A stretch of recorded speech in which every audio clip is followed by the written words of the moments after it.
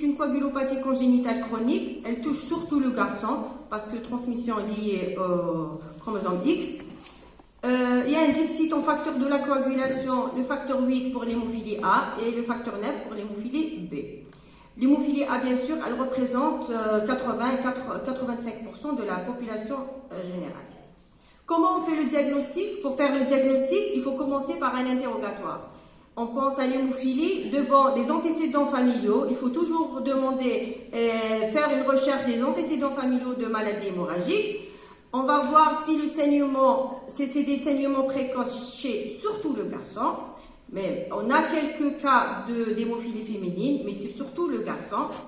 On va rechercher des ecchymoses dans la petite enfance, des saignements surtout spontanés, en particulier dans les articulations, les muscles et les tissus mous. Et surtout, il faut faire, quand on fait l'interrogatoire, il faut toujours rechercher un saignement après la circoncision. Parce qu'on fait beaucoup de diagnostics d'hémophilie après une circoncision. Pourquoi? Parce que bien sûr, on ne fait pas le bilan d'hémostase avant la circoncision. C'est ça le problème. Il faut toujours faire un bilan d'hémostase, surtout le TCK, avant une circoncision. Alors, quels sont les signes cliniques évocateurs d'une hémophilie? Donc, c'est surtout les marthroses. Les marthroses, c'est la symptomatologie hémorragique pathognomonique, on peut dire pathognomonique de l'hémophilie. Qu'est-ce qu'on a? On va avoir un épanchement de sang dans une articulation. Donc, on aura une douleur, un picotement, une raideur, un gonflement de l'articulation. Et quand c'est les hémarthroses récidives dans la même articulation, on appelle ça une articulation cible. Comment on fait le diagnostic? Au départ, il faut faire un test de dépistage. Le test de dépistage, on va demander devant un malade qui vient ou un enfant qui vient avec une symptomatologie hémorragique. On fait toujours, il faut commencer par une formule pour voir le taux de plaquettes et on fait un bilan d'hémostase. Quand on fait un bilan d'hémostase, il faut un bilan d'hémostase complet. On ne fait pas un TP, on dit ah le TP il est normal. Le bilan d'hémostase c'est le TP et c'est le TCA. Dans le cas d'hémophilie, le taux de plaquettes est toujours normal, le TQ il est normal et on va trouver un TCA qui est allongé, toujours supérieur à 10 secondes par rapport au témoin. Comme vous le savez tous, on lit un TCA par rapport à un témoin. Donc il faut vérifier toujours les témoins et le TCA malade, dans le cas de l'hémophilie, on va retrouver un allongement supérieur à 10 secondes. Le test de confirmation, bien sûr, c'est le dosage de facteur. Donc, pour l'hémophilie A, c'est le facteur 8. Pour l'hémophilie B, c'est le facteur 9. Et selon le dosage et les résultats du dosage des facteurs, on va classer notre malade. Donc, on va faire une classification de sévérité. Donc, c'est un hémophile sévère si le taux de facteur il est inférieur à 1%. Il est modéré entre 1 et 5%. Et il est mineur entre 5 et 40%. Et selon le degré et le dosage du facteur, bien sûr, la symptomatologie clinique, elle n'est pas la même. Pour un malade qui a un taux de facteur inférieur à 1%, il y aura beaucoup plus de saignements spontanés, il y aura des hémarthroses fréquents. Pour un malade modéré qui a un taux de facteur entre 1 et 5%, donc les saignements spontanés sont occasionnels, c'est surtout tout ce qui est provoqué. Et pour l'hémophilie mineure, généralement, on fait le diagnostic après une intervention chirurgicale. C'est un patient qui va saigner, soit après une circoncision, il va saigner abondamment, ou bien après on fait beaucoup de diagnostics d'hémophilie mineure chez l'adulte après une intervention chirurgicale. Donc, pour résumer, donc le diagnostic positif se fait surtout, j'ai dit surtout chez le garçon. C'est des saignements spontanés après des traumatismes minimes, ou bien après des traumatismes minimes, des ecchymoses dans l'enfance, avec l'apprentissage de la marche, des hémarthroses, avec des antécédents familiaux, cousins, oncles maternels. Donc la biologie, on a un TCK allongé et le dosage de facteurs qui est diminué. Qu'est-ce qu'on a comme manifestation clinique? Donc le patient hémophile, il peut saigner dans n'importe quel endroit dans son corps. Donc des saignements articulaires, des saignements musculaires, c'est des hématomes, ou bien des saignements autres, donc gastro-intestinaux, appareils génito-urinaires, des épistaxis, gingivorragie, des saignements graves comme le saignement au niveau de la tête. Alors, on va prendre quelques saignements les plus fréquents, bien sûr, c'est l'hémarthrose. Donc, c'est quoi l'hémarthrose? L'hémarthrose aiguë, on voit ici, il y a l'articulation normale et à côté, il y a l'hémarthrose aiguë, il y a le sang dans l'articulation. Et comme symptôme, on va avoir des picotements. Le patient, il va venir, il va nous dire « j'ai mal ». Dès qu'il y a la douleur, même si on voit que l'articulation, elle paraît normale, si le patient nous décrit une douleur, ça veut dire qu'il y a du sang dans l'articulation. Il faut prendre ça comme une hémarthrose. Donc, on aura une raideur par la suite, une douleur, gonflement, limitation des mouvements. On voit ici la différence entre les deux articulations des genoux. Voilà, une augmentation nette de l'articulation. Le deuxième symptôme, c'est l'hématome. L'hématome aussi, comment il se produit? Soit le muscle a été trop étiré, soit post-traumatique, soit surmené. Et voilà, les causes courantes, c'est une chute, on soulève des objets trop lourds. Et les symptômes aussi, les premiers symptômes, c'est on peut avoir une boiterie, difficulté à bouger le menton chez l'enfant. On va avoir par la suite un gonflement et une douleur au niveau de l'hématome. Les sites de saignement musculaire, le patient peut saigner n'importe où dans ses muscles, le muscle iliaque, l'avant-bras, le mollet, le quadriceps, le fessier. On a d'autres signes hémorragiques qui engagent le pronostic vital, bien sûr, surtout le saignement dans la tête. Quand on reçoit un malade hémophile, il vient, il nous dit « j'ai mal à la tête », il faut toujours prendre ça au sérieux. Parce que même s'il n'y a pas de notion de traumatisme, il faut toujours substituer, donner le facteur nécessaire et faire un scanner en urgence. Il faut toujours faire un scanner quand un malade hémophile nous dit « j'ai mal à la tête ».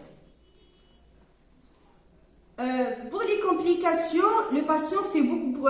Il y a surtout deux complications majeures chez l'hémophile. La première, c'est les complications musculo-squelettiques. Donc, c'est l'apparition d'une arthropathie hémophilique chronique. Et la deuxième complication majeure, c'est le développement d'inhibiteurs. Donc, pour l'arthropathie hémophilique chronique, c'est l'effet progressif de l'hémarthrose, du sang dans les articulations. Donc, au départ, on a le saignement aigu. Après, c'est le stade synovite chronique. Et par la suite, on a l'arthropathie hémophilique chronique. Donc, on voit ici les dégâts articulaires au niveau osseux avec l'handicap moteur chez les patients. Les complications musculaires aussi, on a l'apparition d'une pseudotumeur. Ici dans la photo, c'est un patient qui a fait un hématome, il n'a pas été bien substitué, traitement insuffisant, donc après il y a eu l'apparition de la pseudotumeur.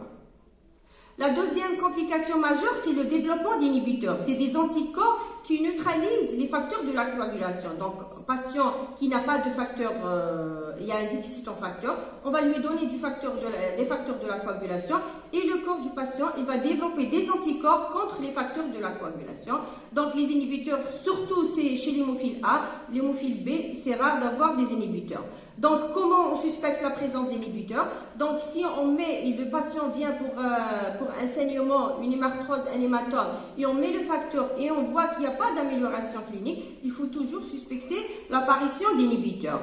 Comment on fait pour confirmer? Bon, je sais que peut-être à votre niveau, peut-être vous ne pouvez pas faire les recherches d'ACC, mais il faut toujours faire, on met le facteur 8 ou le facteur 9, et on va faire un TCK après. Si on voit que le TCK chez le patient est toujours allongé, il ne se corrige pas, il faut suspecter fortement l'apparition d'inhibiteurs. Quelle est la prise en charge thérapeutique? L'objectif majeur de la prise en charge d'un hémophile, c'est surtout prévenir et traiter l'hémophilie. Donc, traiter tout saignement chez un hémophile, donc dès qu'il y a un saignement, on le traite, et aussi, surtout, prévenir le saignement. Donc, c'est vrai qu'on va traiter le saignement, mais l'idéal, le gold standard, c'est de mettre une prophylaxie pour éviter tout saignement, surtout les saignements graves. Et les autres objectifs, bien sûr, c'est le traitement de la douleur. Le patient, le maître symptôme, au départ, il vient pour la douleur. Donc, il faut traiter la douleur. Il faut faire de telle sorte que notre conduite à tenir soit une bonne prise en charge pour le patient pour éviter les complications musculo-squelettiques, pour avoir par la suite une qualité de vie meilleure pour le patient. Donc, la prise en charge, il faut savoir que la prise en charge d'un patient hémophile, c'est une prise en charge multidisciplinaire. Le patient hémophile va être pris en charge par l'hématologue, l'enfant par le pédiatre, le généraliste parce que vous êtes au niveau des urgences, donc vous allez recevoir des patients au niveau des urgences, l'infirmier, le spécialiste de l'appareil locomoteur, le psychologue, toute une équipe multidisciplinaire. Donc, dès qu'on fait le diagnostic d'hémophilie chez un patient, il faut commencer par faire une éducation thérapeutique. Donc, on fait une éducation thérapeutique du patient, s'il est adulte, ou bien le patient et la famille du patient. Donc, on va leur montrer les gestes à faire et les gestes à proscrire. Par exemple, pour les enfants, les vaccinations doivent se faire en subcutané. Il faut avoir une bonne hygiène bucco-dentaire. On va leur montrer les sports autorisés et les sports proscrits. Donc, connaître les gestes contre-indiqués, par exemple les injections intramusculaires, le plâtre circulaire, la prise de température en intrarectal. Tout ça, c'est des gestes à proscrire chez l'hémophile. On va leur montrer les premiers secours à faire en cas de saignement. Donc, le repos, le RICE, c'est le repos, mettre de la glace sur l'articulation ou sur les matins, une compression et élévation du membre. Les différents types de traitements, je vous ai dit, donc il y a le traitement à la demande, c'est traiter le saignement. Dès qu'il y a un saignement, on le traite. Et le traitement prophylactique, c'est le traitement préventif, c'est de mettre un traitement, on va mettre du facteur, soit le facteur 8 pour l'hémophilie A, soit le facteur 9 pour l'hémophilie B. On le met en dehors de tout traitement. Donc c'est un patient qui va être substitué, ça dépend 1, 2, 3 fois par semaine pour éviter tout saignement. Pourquoi ? Avec la prophylaxie, on va avoir le but, c'est d'avoir un taux de facteur 8 toujours supérieur à 1%. L'idéal, c'est d'avoir un taux de facteur en permanence entre 3 et 5 pour éviter les saignements articulaires. Donc, pour la substitution, on sait que pour le facteur 8, une unité par kilo augmente le taux de facteur de 2%. Et la demi-vie, elle est de 8 à 12 heures. Pour le facteur 9, une unité par kilo augmente le taux de facteur chez le patient de 1%. Et la demi-vie, elle est plus longue, elle est de 12 à 24 heures. Donc, en cas de saignement aigu, il faut toujours traiter le plus rapidement possible. C'est pour ça il faut toujours, chez le patient, on garde toujours une dose de secours. S'il y a un saignement, nos patients, généralement, ils sont bien éduqués, ils savent s'injecter, ils reconnaissent le saignement. Donc, dès qu'on a un saignement, il faut mettre le traitement dans les 2 heures après le saignement. Donc, quand on a un saignement aigu, quand c'est un saignement qui n'est pas très grave, donc on évalue et on va identifier le site de saignement et on met le facteur. Mais quand il y a un saignement grave, une hémorragie grave, je vous ai dit tout à l'heure, quand il y a un saignement au niveau de la tête et on suspecte une hémorragie cérébrale, on ne va pas faire un scanner et après réception du scanner, on va mettre le facteur. Il faut toujours commencer par la substitution et après, on va faire le diagnostic. Donc, c'est les recommandations de la WHO 2020. C'est pour un patient hémophile, la prophylaxie est le gold standard. Il faut toujours instaurer une prophylaxie chez l'hémophile avec n'importe quelle option thérapeutique. Actuellement, il y a plusieurs options. Il y a les traitements à demi-vie standard, les traitements à demi-vie prolongée. Donc, il faut mettre une prophylaxie pour nos patients. Et il ne faut pas oublier la prise en charge de la douleur. On commence toujours par le paracétamol et après on peut passer, on va passer jusqu'au tramadol par la suite. Et bien sûr, l'aspirine et les anti-inflammatoires non stéroïdiens, ils sont contre-indiqués, sont à éviter. Qu'en est-il des traitements des hémophiles avec SSC? Je vous ai dit la deuxième complication majeure chez l'hémophile, c'est le développement d'inhibiteurs. Et donc le patient, s'il développe des inhibiteurs, c'est pas la peine de lui donner du facteur 8 ou le facteur 9 parce que ça va pas donner. On va pas avoir de réponse. Donc il y a d'autres traitements, c'est les bypassants. Pour le facteur 7 activé, le Novoseven, il faut mettre 80 microgrammes par kilo chaque 2 à 3 heures jusqu'à atteindre de l'hémostase, ou bien une dose unique de 270 microgrammes par kilo, ou bien il y a une deuxième option, c'est le complexe prothrombinique activé, le FEBA, aussi 50 à 100 unités chaque 12 à 24 heures. Pour la prophylaxie aussi, pour les patients avec inhibiteurs, donc on a le FEBA 50 à 80 unités 2-3 fois par semaine. Et on peut mettre le facteur 7 activé si on a une allergie au FEBA, donc 90 microgrammes chaque 2 à 3 fois par semaine. Et bien sûr, le traitement de choix, j'espère qu'on va l'avoir prochainement, c'est l'imicizumab, c'est un traitement en sous-cutané.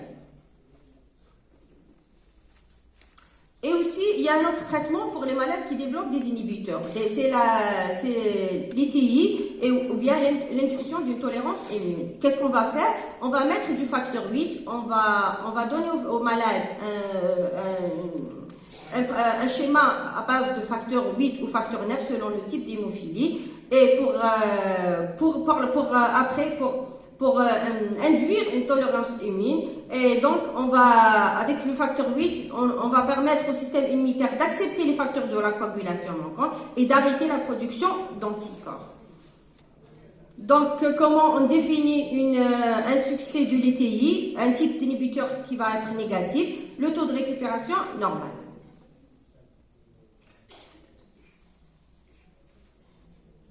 C'est bon? J'ai fait 10 minutes. Je continue ta clinique, là je laisse ma collègue. Si j'ai pas le temps, j'arrête.